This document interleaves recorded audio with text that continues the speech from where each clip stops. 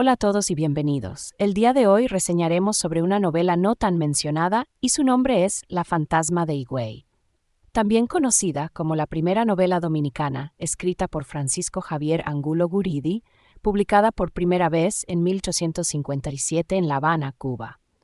Esta novela ha tenido varias ediciones, el cual hablaré de la sexta edición del 2007, que contiene 130 páginas, basada en una leyenda que se conocía durante el siglo XIX en la región este de la República Dominicana.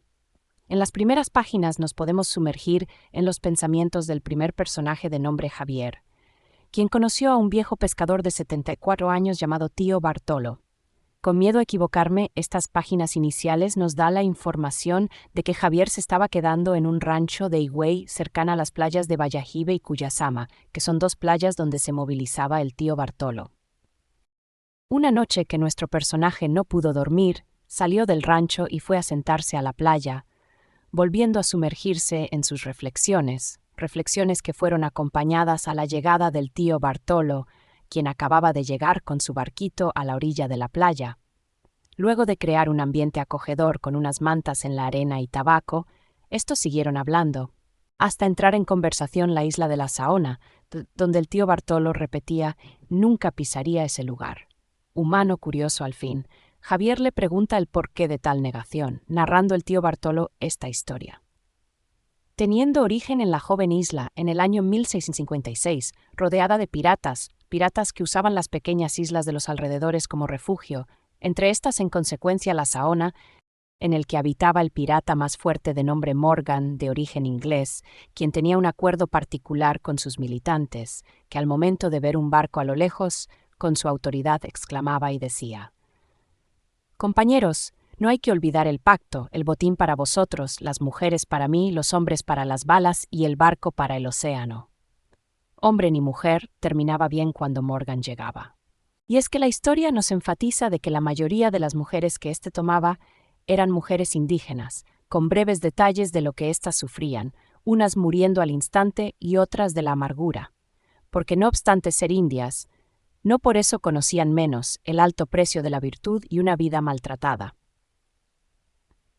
Entre relatos nos deja conocer que Morgan tenía una hermosa hija de 26 años llamada Lidia, quien era indiferente a todas las propiedades suaves y encantadoras de su sexo. En páginas más adelante nos da a conocer otros personajes esenciales de esta historia, como don Ricardo, un señor de edad avanzada, su hija Isabela de 22 años, y un joven indio de 26 años de nombre Tuislo, quien estaba a servicio de don Ricardo, pero más que como un lujo había afecto, y es que varias veces en la obra dejan en claro que Tuislo se quedaba al lado de don Ricardo por propia voluntad y no por esclavo. Por último, un personaje más, que era un religioso a quien se le llama Cayetano. Estos se encontraban en un barco con el propósito de llegar a la isla de Puerto Rico, barco manejado por el piloto de nombre Sotero, muy importante. Estos tenían el temor de que Morgan los encontrase, angustia que se mostraba principalmente en don Ricardo por su amada Isabela. La noche estaba totalmente negra y tempestuosa, como si supiera algunas cosas, y es que, o no, llegó el terrible Morgan irrumpiendo al barco junto con sus acompañantes. Y Tuislo a este le hace frente ofreciéndole las riquezas de su padre, pues nos enteramos que Tuislo es hijo del cacique de Higüey. Y bueno, estos hacen un acuerdo, extraño, tal vez ya que Morgan no le interesan las riquezas, pero tiene a su mando hombres que sí le interesan esas riquezas, así que está bien. A partir de este momento, la novela nos deja en claro que sin conocerlo, Morgan creó cierto tipo de respeto a Tuislo. Luego nos dan información sorprendente, enterándonos que Tuislo está enamorado de Isabela. Abro paréntesis breve, y otro dato de la novela nos dice que éste llevaba varios años acompañando a don Ricardo e Isabela. Y bueno, Isabela también está enamorada de Tuislo. Y el religioso, el señor Cayetano, se dio cuenta por andar de entrometido escuchando la conversación privada de estos dos, y va rápidamente como una serpiente escurridiza a meter ideas a Morgan para matar a Tuislo, cosa que Morgan no estaba del todo convencido de esas ideas, recalcándole a este que si no fuera por Tuislo no habría visto un día más. Pero bueno, de conversación a conversación, Morgan finge aceptar. Y el piloto Sotero, que fingía dormir en el lugar luego de que Cayetano se fue, se acercó a Morgan y le dijo descarado: no con esas palabras, claro. Y Morgan le dijo que no traicionaría de esa manera a Twislo, que a pesar de ser pirata, era honesto a su palabra, siendo que Sotero y Morgan se unen para proteger a Twislo. Pero Cayetano, por si acaso, y Morgan no quedó convencido, fue a meter palabras ante Twislo de que desconfiara de Morgan y de Sotero, y si muy bien Twislo no confiaba mucho en aquel anciano, nadie ignora una advertencia de vida o muerte. El barco, siendo manejado por Morgan, fue guiado a la Saona para organizar el plan con Twislo. En la Saona entra en escena el personaje de Lidia, mujer respetada por los hombres de su padre, pero no por ser hija de él. Ella se había ganado el respeto de aquellos hombres los cuales se había humillado tantas veces. En esta escena en que Morgan llega, se muestra que éste ama a su hija y ella a él, con una mirada y una cálida bienvenida entre ambos.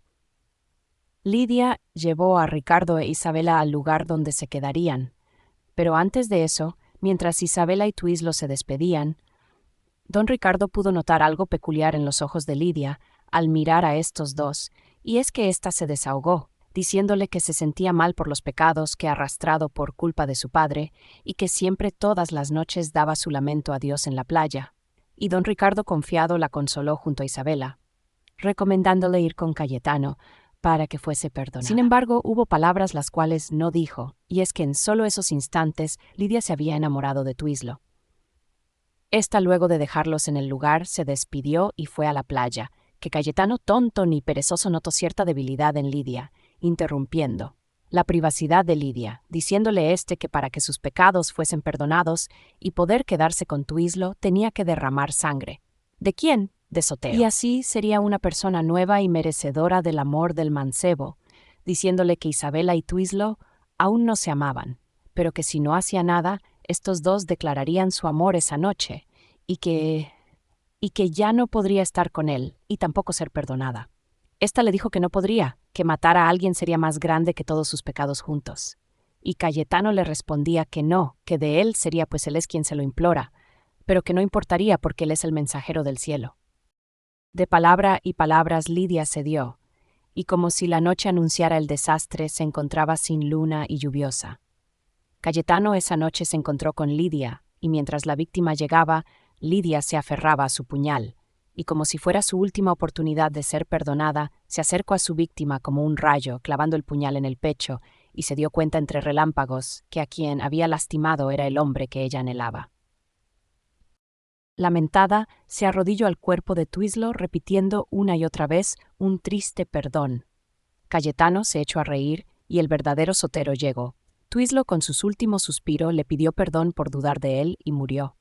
Sotero se acercó a Cayetano, que como una rata se quitó la culpa echándosela a Lidia.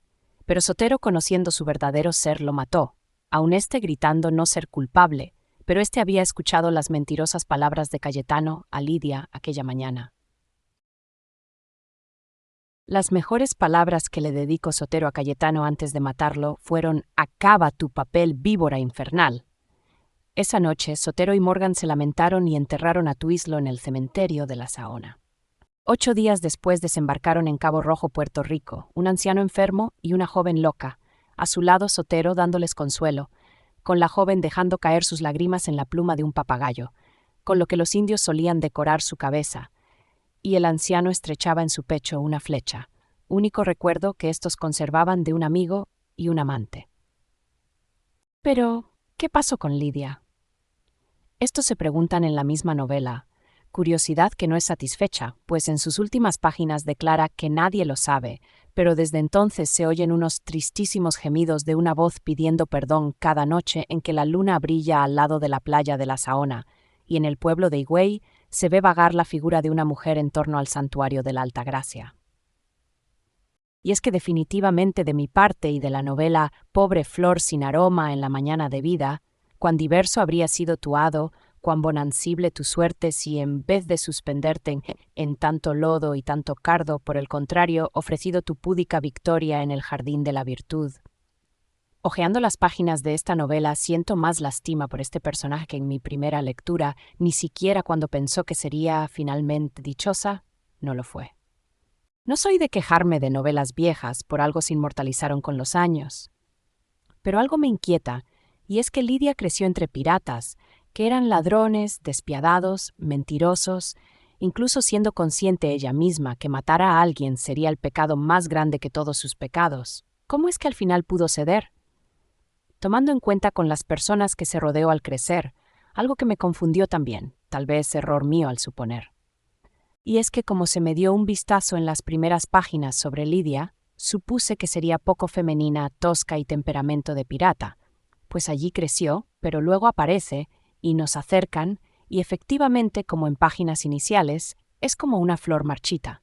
Toda persona fuerte en algo es débil, pero demostró su debilidad a 3 desconocidos, don Ricardo, Isabela y el terrible Cayetano. Aunque este último fue de entrometido que la escucho en su privacidad, pero aún así. Esto último, de cómo Lidia fue convencida, lo sentí tan fácil. Quiero suponer que faltaron detalles por la edición, pues mi profesor de literatura mencionó que existe una versión más extensa de la obra. No lo sé, no he buscado bien en Google, pero creo conocer un lugar donde se pueda encontrar la supuesta versión. Cosas que me gustaron, que he notado que se repiten en lecturas dominicanas algo viejas y coloniales, es la manera en que describen los atardeceres y las noches como mágicas. Y esta novela no fue la excepción. Otra cosa que me gustó fue la forma en la que el personaje de Javier describe su vida como gitano, y el hecho de lo hermoso que describe la vida rural y así, además de que con unas pocas palabras deja en claro la belleza, virtudes o descaro de algunos personajes. Isabela era una de esas rarísimas criaturas que su existencia parece solo destinadas a justificar el gran poder de Dios, presentándose de tiempo en tiempo. Twislo, joven indio cuya figura se destacaba majestuosamente como ángeles salvadores, hermoso como el Apolo del Belvedere, belleza característica de su especie. Tío Bartolo, honrado como la generalidad de los que no son de nuestro siglo. La verdad, cuando supe que Isabela y Twislo se amaban, mi corazón se arrugó, quería que ellos tuvieran su final feliz. Pero bueno, al menos Twislo supo que su amor a Isabela era correspondido. ¿La recomiendo? Sí. ¿Es fácil de leer? Pues la verdad no, depende. Esta novela era una tarea y fue muy pesada de leer al principio, hasta que encontré una razón para prestar atención a sus páginas, y valió la pena. Me encantó su descripción de los escenarios sin saturar, y es que a pesar de que sentí rechazo en un principio a esta novela, realmente fue una lectura que terminó siendo disfrutable, así que diría que no es para todo el mundo. Soy de creer que cada novela tiene una historia que vale la pena contar, y esta para mi gusto fue una de esas. Ojalá haya sido de su gusto este video, espero subir pronto otras reseñas de libros. Hasta pronto.